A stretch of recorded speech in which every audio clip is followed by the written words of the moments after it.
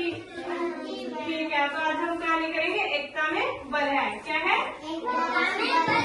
एकता में बल है। कौन है ये?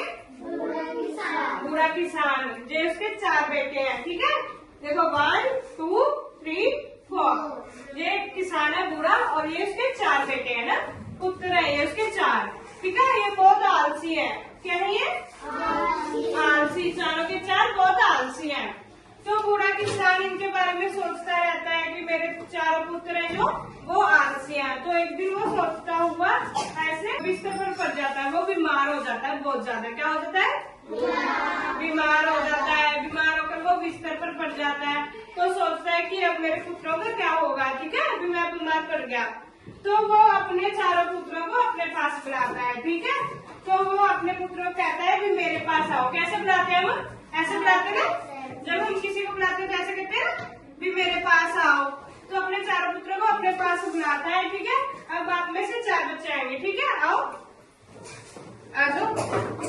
देखो ये उसके 4 पुत्र आ गए। ठीक है, मान लो ये बूढ़े किसान के 4 पुत्र है। ठीक है, बूढ़ा किसान। ठीक है, ये पुत्र है उसके। तो वो अपने पुत्रों को बुलाकर कहता है कि तुम एक एक लकड़ी लो। ठीक है, तो वह लकड़ी देता है उन सभी को। क्या देता है? लकड़ी देता है ना। ये 4 बूढ़े किसान के पुत्र हैं, मैं हूँ बूढ़ा किसान। ठीक है, तो बूढ़ा किसान अपने बेटों को अपने पास बुलाता है। तो कहता है कि ये लो लकड़ी और मुझे एक एक करके तोड़ के दिखाओ। क्या करके दिखाओ? तोड़ के। ठीक है, तो बूढ़ा किसान पहले अपने बड़े बेटे को लकड़ी देता है तोड़ने के लिए। आप ऐसे करके तोड़ के दिखाओ। देखो टूट नहीं ना रही है। हार मान ली ना आपने, हार मान ली ना, टूट नहीं रही।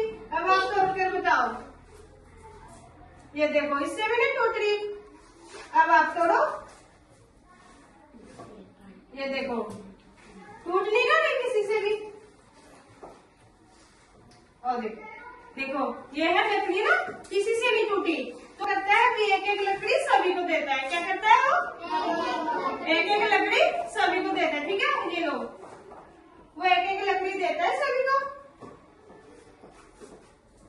और बोलता है अभी इसे तोड़ कर बताओ। ये देखो ये टूट गई ना, टूट गई ना लकड़ी।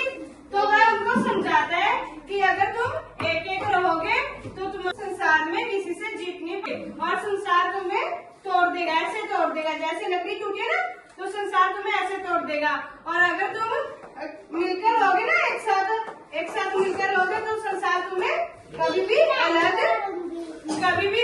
नहीं कर पाएगा। क्या नहीं कर पाएगा? कभी भी अलग नहीं कर पाएगा। इससे हमें क्या शिक्षा मिलती है कि हमें हमेशा साथ रहना चाहिए। वो अपने बेटों को बताता है कि तुम चारों मिलकर एक साथ रहना। अगर तुम अलग अलग रहोगे तो संसार तुम्हें तोड़ देगा। ठीक है, तो संसार तुम्हें तोड़, चारों एक साथ मिलजुल कर रहोगे तो संसार तुम्हें कुछ नहीं कर सकता ना, वो तुम्हें नहीं तोड़ सकता है। अगर हम मिलकर रहेंगे अपने भाई बहन के साथ तो संसार हमें नहीं तोड़ सकता है। ठीक है, तो आप सभी को समझ में आया ना? ठीक है ना, जो उसके 4 पुत्र थे वो उन्हें बताता है ना, तो उसके पुत्रों को समझ में आ जाता है कि हमें मिलजुल कर रहना चाहिए और अच्छे से काम करना चाहिए। वो चारों जो आलसी थे उसके पुत्र वो काम करने लगे थे। क्या करने लगे थे? काम करने लगे थे अच्छे से। तो इससे किसान भी बहुत खुश हो गया कि मेरे पुत्रों को समझ में आ गया कि जो बात मैंने उनको समझाई थी।